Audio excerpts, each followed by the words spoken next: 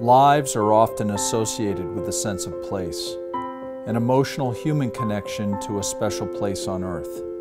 John McDonogh, whose financial gift and vision of a farm school enabled our place to become a reality in 1873, when Foxley Farm opened its 800 acres to the original 21. Poor young boys who had been given the opportunity to start life afresh in the countryside north of Baltimore. Their school was founded upon expectations of rigor, high moral standards, and a pervasive sense of optimism about their futures. They were nurtured by the kindness and the care of the likes of Colonel Allen, Josepha Young, and Duncan Campbell Lyle, intrepid educators, dedicated to helping young men become fine citizens. The farm that had become a school had now become a home.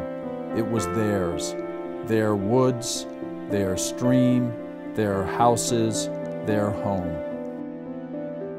It gave them a sense of place.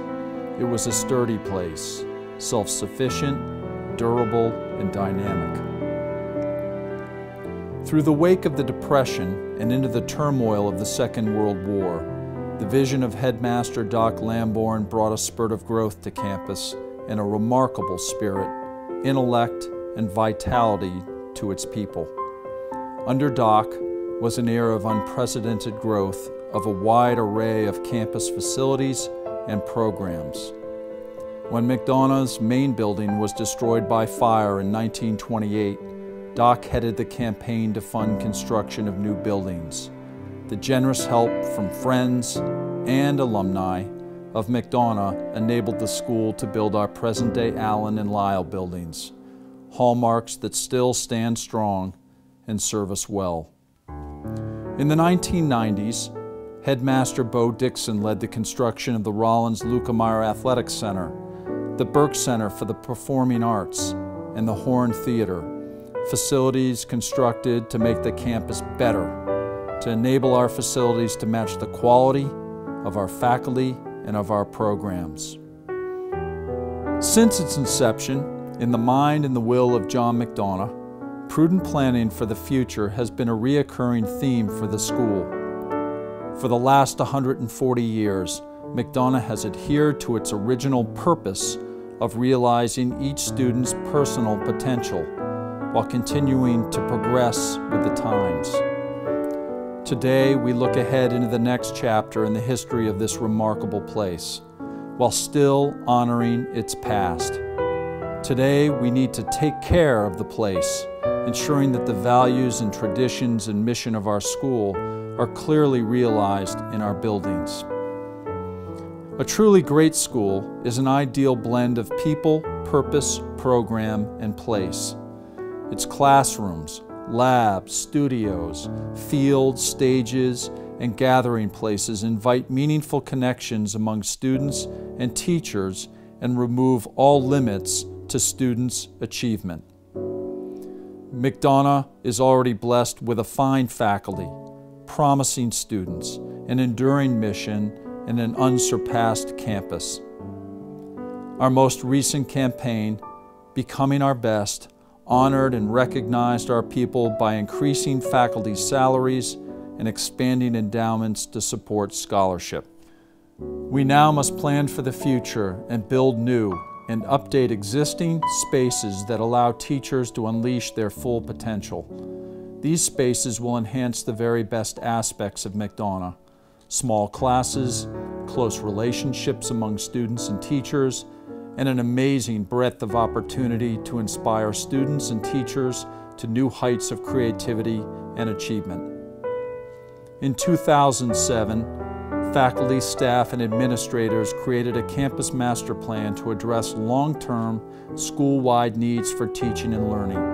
A vision once again became a reality. Once again, the campus is becoming better.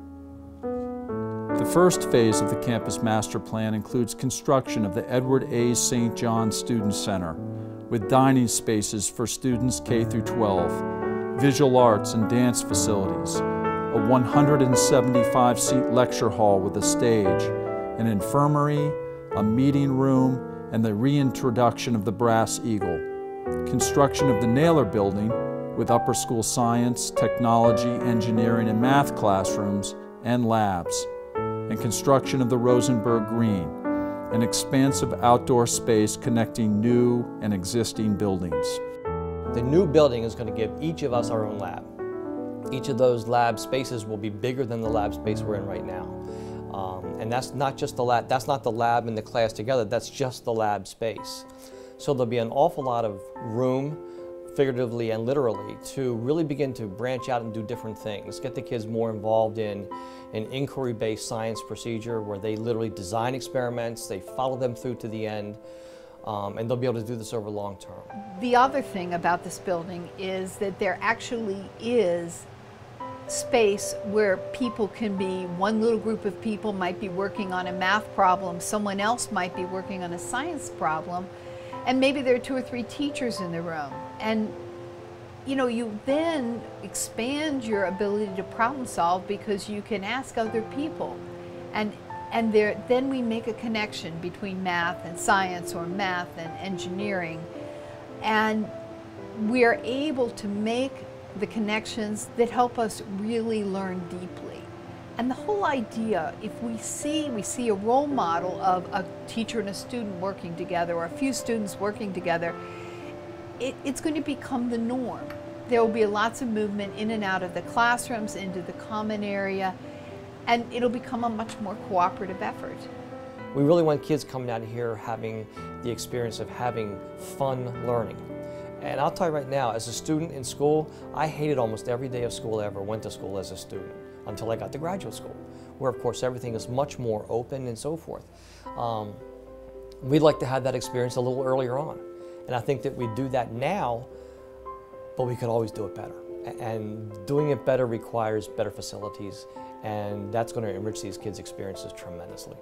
We first started this project. We got talking with alums who had been at the school since, for the past 50+ years. And one of the things we heard about consistently was the meal. The quality of the meal that students had with their teachers and with their friends. And they really talked about the conversations. They talked about how their teachers and their colleagues and their friends got to know them really well at the table. And it's what we were after. So often in our busy schedules in our lives as families, we don't have time to sit down for dinner sometimes. And we found that school cafeterias have become like Taco Bell, where you enter one side, you grab something to eat, and you head out the other side. And you eat while you're walking, and everybody is in such a rush. And we said, you know what? We want to create a space that's conducive to the conversation around a meal. And that's what we think we've done in this space. And so we wanted to honor every student who's graduated from McDonogh in this space. And so the way we're going to do that is to carve their names into the panels that surround this dining room. That every graduating class will have a panel, and the names of every graduate will be carved. The Brass Eagle was another place that we heard about consistently from alumni, from talking about going down after school and grabbing a cheeseburger or fries. We wanted to bring the Brass Eagle back as a space that would open at 7 a.m. and close at 10 p.m. That would be available for students and teachers and parents and alumni who are on campus to come together and be in the same room together and talk. Over the course of McDonogh's history, we've had celebrated visual arts teachers and certainly celebrated teachers in the performing arts. And over time, what McDonogh was able to do because of the vision of its leadership is to amass this group of visual and performing arts teachers who are, I think, among the most professional and most talented and accomplished artists in the area. It's extraordinary. The thing that really distinguishes the teachers here is that they're all working professionals who are also deeply dedicated teachers. They love working with kids. And so what happens when you take the people, which are the heart of McDonogh, and you bring that into a facility that allows them to release their potential, but more importantly, to release the potential of their students, Then we have a world-class arts program, K through 12, in a liberal arts institution. Why do we need a facility? Because the facility allows, I think at one point I called it, it's a crucible, right? That's the place in which we don't just present the finished product, but that's where the product is being worked through. That's where kids are stretching themselves and growing and discovering and failing at something, which is very important in the arts, in all learning. And then from that mistake, from that oops, we get, success, right? We get growth. Our work will continue with renovations to Allen Building, uniting the humanities under one roof, yet honoring the building that has served us in so many essential capacities for the last 84 years. There is certainly no question that Allen has served us tremendously since 1928, and alums coming back on campus certainly know Allen is at the center of all that we do. In fact, when my brother, who's an alum from the class of 1990, returned to Allen Building to visit me in my office for the first time, he came in and he said, "It smells like Allen." And I understood at that moment how important Allen Building is to our alums.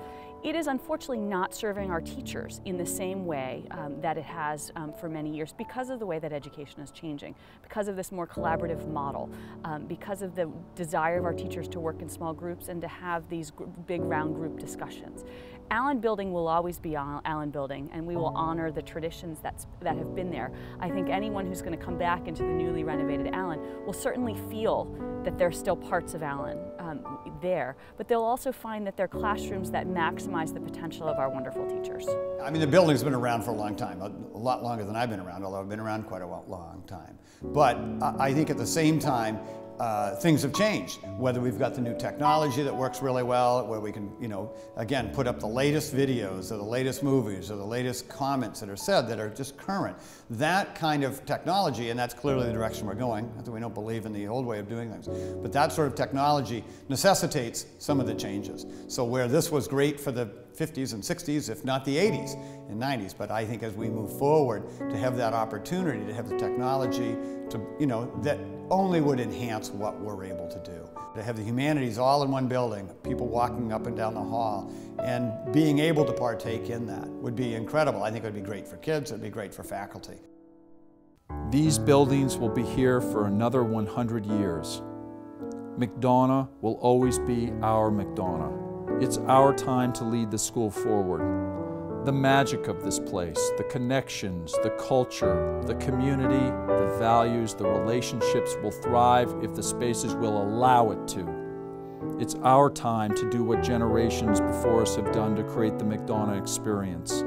It's also our responsibility. We're called to do this. McDonogh needs us.